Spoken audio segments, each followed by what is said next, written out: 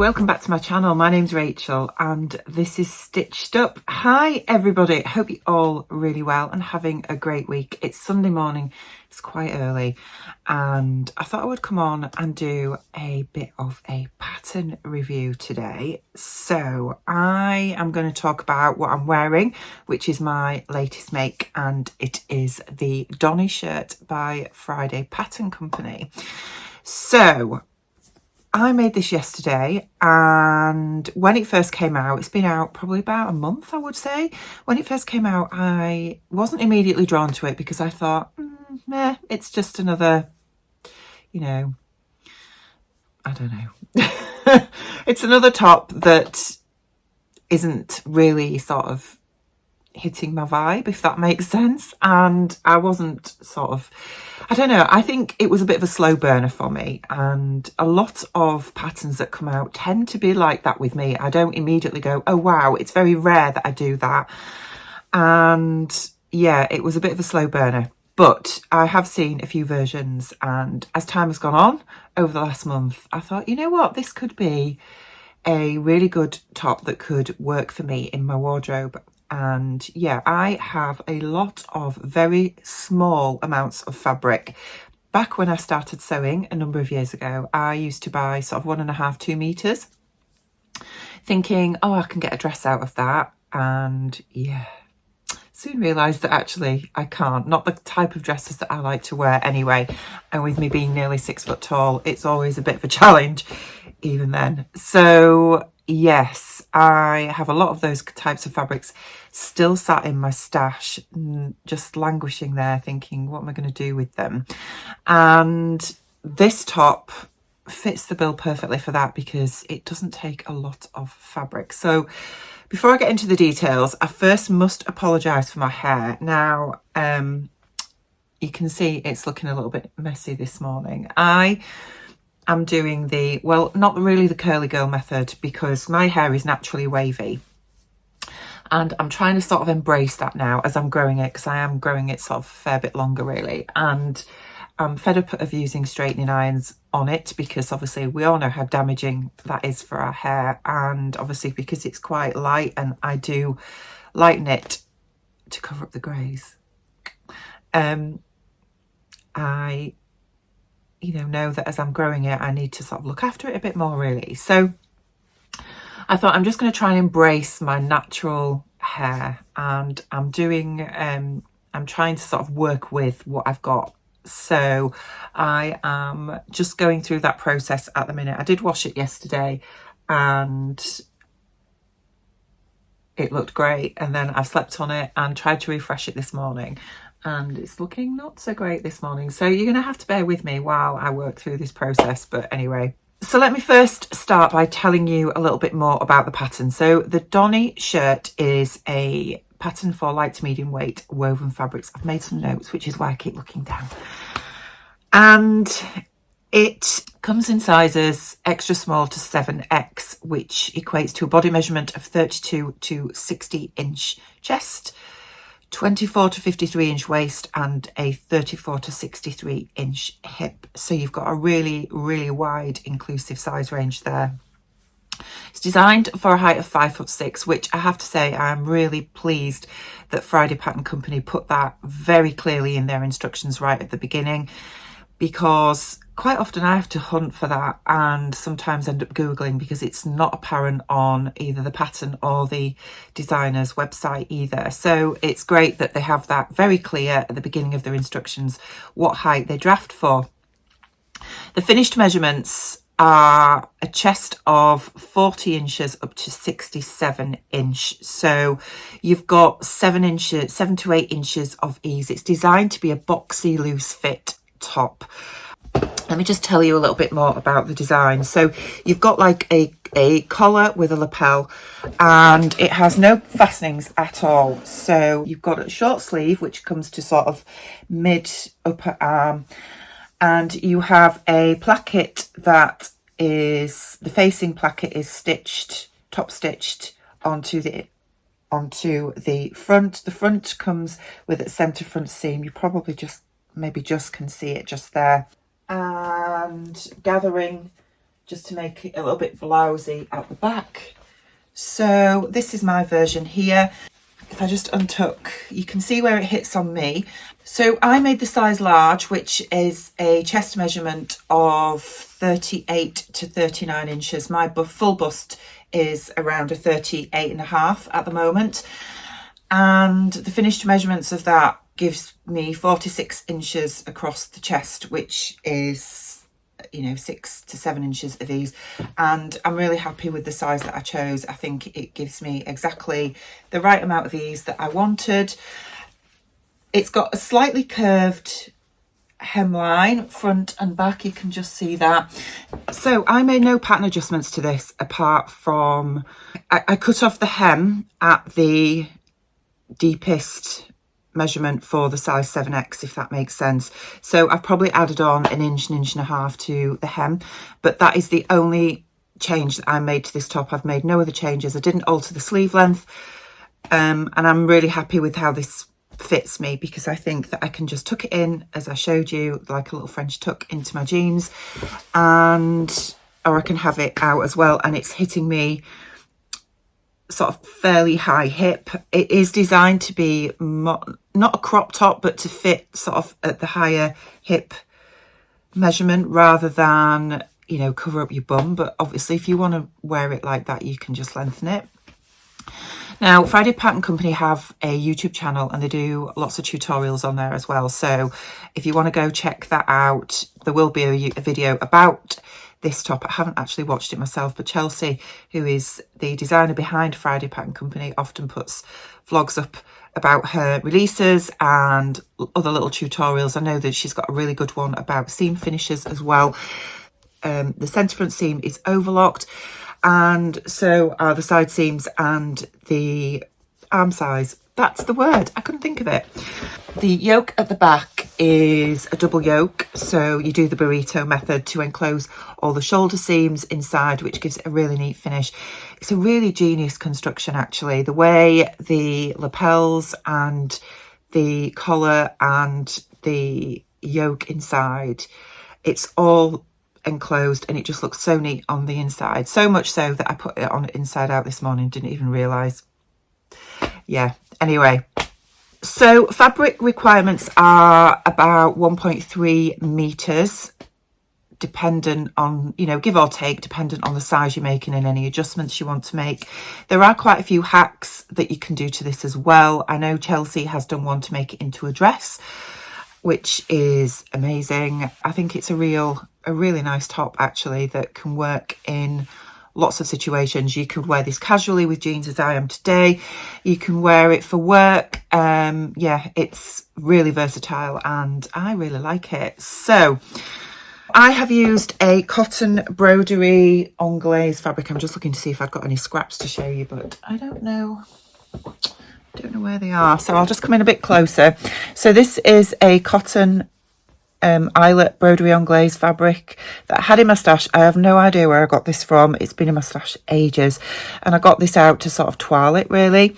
Now you do interface the lapels, and you can see as I come in closer, I didn't have any dark interfacing, I only had white, and you can see the interfacing through this fabric. So if you are going to use a fabric like this, just bear that in mind, that you might want to ensure that the interfacing matches your fabric choice.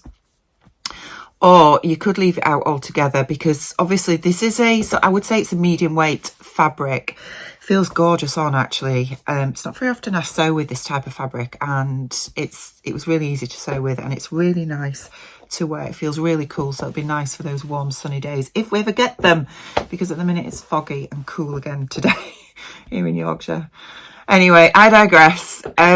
Yes, I did think about whether I was going to use interfacing, and I decided to in the collar and the lapels. I'm kind of regretting it, because as I say, you can, when you get close, see the white through, which is annoying. I know interfacing generally only comes in two colours as far as I know, black and white, and I think even the black would have shown through, so I don't have any in my stash anyway, but I tend to just stick with white and use it on most things. But yeah, I sort of regret it. Now, the facing of the lapel is top stitched, and you can't see it because, well, you probably can if you're getting really close, because I did try and use a thread, which is this one here, to more or less match my fabric, but it is top stitched all the way across round the front there. And I did understitch the collar, which it doesn't tell you to do in the instructions, but I decided to do that just to make it lie flat. And I think with this weight of fabric, you can just see the edge here as well. I do think probably one of the pair of lapels, it would be worthwhile just trimming probably 1/8 of an inch off to try and get, you know, to get it to roll underneath. I know that's a really good tip that a lot of pattern instructions do tell you to do when you're creating lapel collars, is to just grade one of the pair a little bit shorter, because it just encourages it to lie under. The instructions for this don't tell you to do that, however, and I think with a thinner fabric like viscose or really fine cotton lawn, you could probably get away with it, but anything a bit heavier, you are going to see the seam line as you do on this. But you know, it's fine. This was my practice run, so to speak. Now, I mentioned earlier about the versatility of this pattern for a wide age range, and what I mean by that is the sleeve length. Now, when I made this top and I put it on my mannequin, I'll be honest with you, my first thoughts were, it looks really frumpy, and it's not. I don't know if I can make this work for me and style it up so that I don't look frumpy, in my opinion, for me. And I was a little bit disappointed, and I think some of that is probably the sleeve length. Now, I know that a lot of women, as we get older, we get quite self-conscious about our upper arms, and so the sleeve length of this is probably perfect for a lot of ladies that feel that way and want to cover their upper arms. And yeah, I think that's, you know, that's one of the good things about this top, that it's going to work for you if that's how you feel. I do feel a little bit self-conscious about my upper arms because they're not in the best tone at the moment. Previously, I've never had a problem with my upper arms, but yeah, they are bothering me a little bit at the minute, I will admit. But you know, that's a very personal thing, isn't it? About how we all feel. And some women, you know, really just don't care, and that's fantastic if you know, just embrace it and wear what you want to wear at the end of the day. But I do know that some women do feel self-conscious about it and, you know, want something to cover them up. So this is a great top for that. With the sleeve length, you can still feel covered up if that's how you want to feel. But also I think you can style this top to work for the younger age range as well. And Friday Pattern Company, I don't know how they do it, but they really do seem to just hit the nail on the head with that, being able to appeal to that wide range of age groups, really, which is just amazing. It's great. Anyway, I'm still not 100% convinced about this arm length on me. I think it's okay. And now I've tried it on, I don't feel frumpy in it, especially wearing it with jeans. I made this top really to wear with white sort of cut off shorts. I've got some white denim shorts that I sort of planned in my head, thinking this would work really well with, and styling wise would work for me for the summer. It's not shorts weather here in Yorkshire at the moment, but you know, I've put it on with my jeans today and I think it looks great, so I really like it. Yeah, it's just a lovely top. Now I do want to make some more because, as I mentioned, I do have lots of those shorter pieces of fabric in my stash that have just been sat there thinking, make me up into something, and I've never really known what to do with, and I need to get them made up and out of my stash to create more room. So I have dug out this morning a viscose, because I'd like to make this in viscose. I think it would be really nice. And I've got this piece of fabric which is about 1.5 meters of this gorgeous floral viscose that I originally got from Stitchy Bee. And the lovely Cheryl at Stitchy Bee, she does have a YouTube channel, but she doesn't post vlogs as often as she used to do. And she does have a really lovely little fabric shop, but we don't hear much from her at the moment. If you're watching, Cheryl, please come back, we miss you. I bought this from her a few years ago now, and it's really lovely. I've got about 1.5 meters of it that's just been sat in my stash. And what I want to do is I want to remake this top, but I'm going to alter the sleeves and I'm going to create a cap sleeve because I think that will work really well. And it's just another little hack that you can do for this top if you want a shorter sleeve but don't want to go sleeveless. So I'm going to show you how I do that, and then we'll come back at the end with the finished top.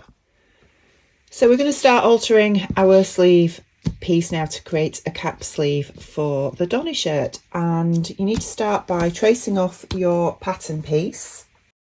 So I've just taken a sheet of tracing paper and we are going to trace off the sleeve piece for the Donny shirt. So I'm just tracing around my size, which is the size L, using a pencil and making sure that I transfer all the notches, grain line and any other pattern markings that are on the pattern piece. You need to make sure you transfer all those accurately.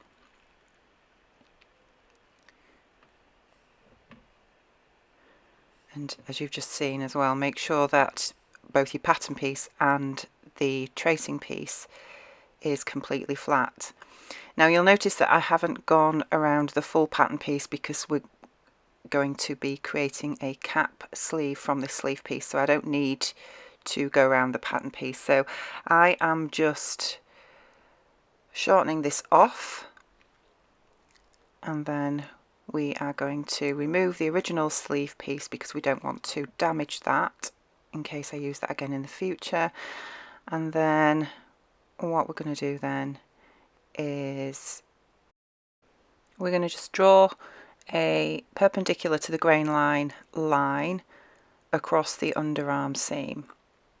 So I'm just measuring that here, and then I'm just going to draw straight across with a pencil, and then everything below that we are going to discard. So now we take our French curve and we're just going to curve from the grain line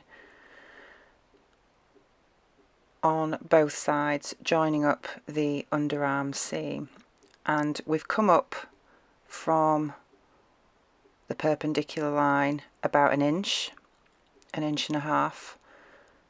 But obviously you can make a decision on how much of a curve you want your cap sleeve to be. So I'm just drawing in this line now, and then I am reducing the cap height by ½ inch as well, because we don't need the gathering at the top, or as much gathering at the top of the sleeve, because we don't need as much movement because we haven't got a full sleeve, if that makes sense. So we can reduce the height of the sleeve cap by about ½ inch as well, and then just true up those lines, and then we have essentially the cap sleeve shape. So I'm just working that out here. So you can see here that I decided just to hand draw in the truing up of the height of the sleeve, the new sleeve cap, with a pencil, and I'm just doing this by eye. You know, there's no actual science to this really. It's just a case of trying this out and let's see if it works. So I'm just labeling my sleeve piece so I know what sleeve piece this pattern belongs to. And then the final thing that we need to do is we just need to put a seam allowance on the bottom of the new cap sleeve shape, because obviously we are going to need to hem this. So I am just adding on ½ inch seam allowance to this. The pattern itself comes with 3/8 of an inch seam allowance, but when I'm drafting, gosh, that makes me sound really professional, doesn't it? When I'm drafting, I tend to put ½ inch on just because it's easy. It's easy to see on my pattern rulers. And there we have it. So we're now just going to cut this out, and then we're ready to transfer this to our fabric and hope it works. Fingers crossed. So fast forward, and you want to stitch up the pattern to the point where you're going to attach the sleeves, and here we are with my 2 little cap sleeve pieces. And I decided that I was going to hem those first. I've also created some bias tape edging, which you will see in a little while that actually I didn't need to use. And here we are at the sewing machine, and I'm just showing you how I attach the new sleeve, the cap sleeve, to the arm side of the pattern. So in this pattern, the sleeves are attached on the flat, much as you would do with a jersey fabric, whereas normally with woven patterns you sew up your side seams first and then attach your sleeves, but not in this pattern. And I have put some gathering stitches in still, only because I'm going to ease this in rather than gather it up completely, and just fighting with those on the little cap sleeve at the moment. But yes, just going back to the bias edging, when you create a cap sleeve, the whole point of a cap sleeve is that it doesn't actually fully join up under the arm, and so you do need to actually think of how you're going to finish the remaining raw edge of the underarm seam of your pattern. So normally you would create a little bit of bias tape and just bias that edge so that it creates that nice neat finish under the arm where the cap sleeve doesn't meet. But as you will see with this, actually I didn't need to do that because I overlocked. Once I've got these sleeves in place, you can see what I've done is I have just lined up the notches of the sleeve piece to the body of the shirt, and I'm just using lots of pins to pin it in place, and then I'll ease the sleeve cap in. And then we're just going to take this to the sewing machine and sew it up using 3/8 of an inch seam allowance, as we would with the original sleeve, and then repeat on the other side. And then once you've done that, you should end up with your lovely sleeve in place like that. That's already been hemmed because, as I mentioned, I hemmed this previously, so I'm just showing you how those little cap sleeves look now. They look really pretty, and I think these are going to work quite well. So now we just need to finish that underarm seam and then sew up the side seams, and then we can see how this looks. So I'm just showing you now with a bit of a wobbly camera how I have overlocked and finished that underarm seam and sewn up the side seams, and this is the little bit of sort of raw edge that you're left with where the cap sleeves don't meet underarm. But I've just discovered here that I can literally just fold this over and put a couple of catch stitches in place at the underarm seam, and I think this is going to work really well without having to use the bias binding. So that's actually what I decided to do here. Let's get rid of that loose thread. There's always a loose thread, isn't there? And yeah, we should be about done. And here she is.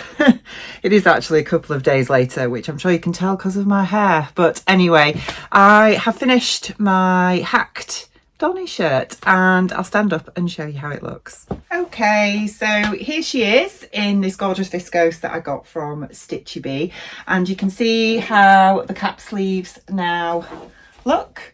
And I really like this effect, actually. I think it looks really nice. Now, this version I did put the little patch pocket on, and it feels really silky soft and drapey, which is lovely. It was a little bit more awkward to work with than the what was it, the eyelet material, the anglaise that I used, but I do really like this, and I personally prefer this type of sleeve on me. I think it's just, yeah, it's more me, if I'm honest, but I do like the other version as well. But I can see definitely that I will probably use this type of sleeve for future iterations of this shirt, because it's a really nice shirt to wear and make, and I've really enjoyed making it. So you can see the difference between how it looks in a more structured fabric as opposed to how it looks in a more drapey fabric, and with the two variations of the sleeve as well.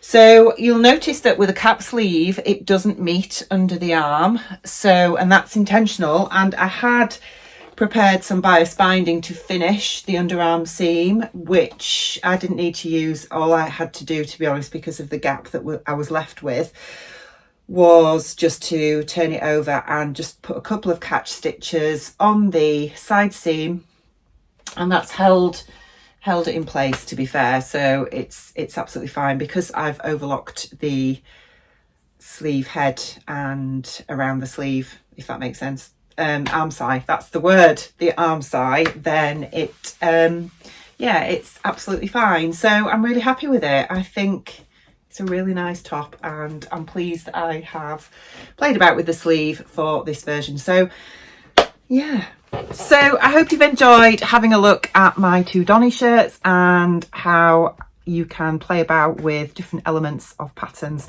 to make them feel a little bit more you. And I hope you can see just how easy it is to hack a sleeve to create a little cap sleeve, and have a go at it yourself if you haven't already done so. So that's it from me today.